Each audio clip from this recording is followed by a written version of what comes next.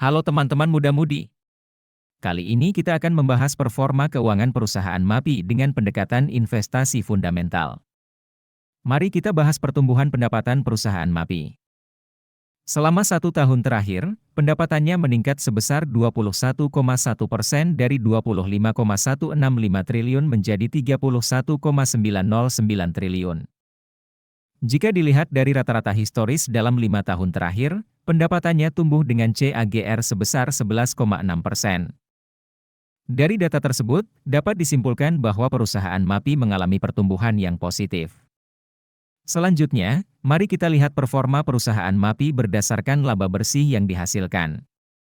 Dalam 1 tahun terakhir, laba bersih perusahaan meningkat sebesar 7,9% dari 2,373 triliun menjadi 2,576 triliun. Jika ditinjau dari rata-rata historis dalam 5 tahun terakhir, laba bersih perusahaan mengalami pertumbuhan dengan CAGR sebesar 30,4%. Dari data ini, dapat disimpulkan bahwa perusahaan MAPI memiliki performa laba bersih yang positif. Mari kita bahas profitabilitas perusahaan MAPI dari sisi gross profit margin dan net profit margin.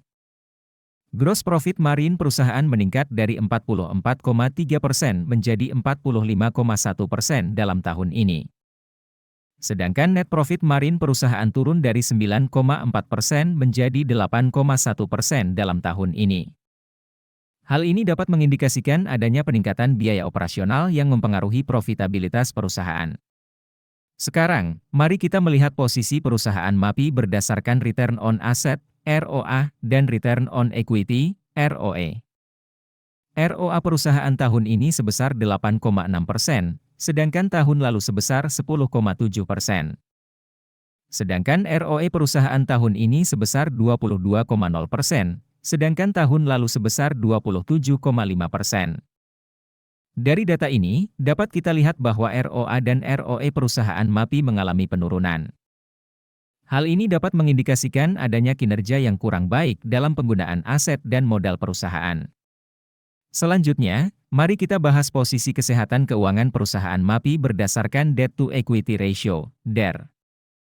DER perusahaan tahun ini adalah 0,2 kali, sama dengan tahun sebelumnya. Ini menunjukkan bahwa perusahaan MAPI memiliki posisi yang sehat dalam mengelola hutang dan modalnya. Dalam kerangka investasi fundamental ala Warren Buffett, perusahaan MAPI mendapatkan skor 5 dari total 6 poin.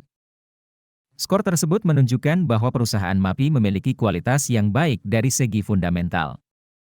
Untuk informasi lebih detail tentang penjelasan skor ini, teman-teman bisa download aplikasi investor yang link downloadnya ada di deskripsi. Setelah membahas performa keuangan perusahaan MAPI, sekarang kita akan masuk ke tahap yang paling ditunggu-tunggu, yaitu valuasi.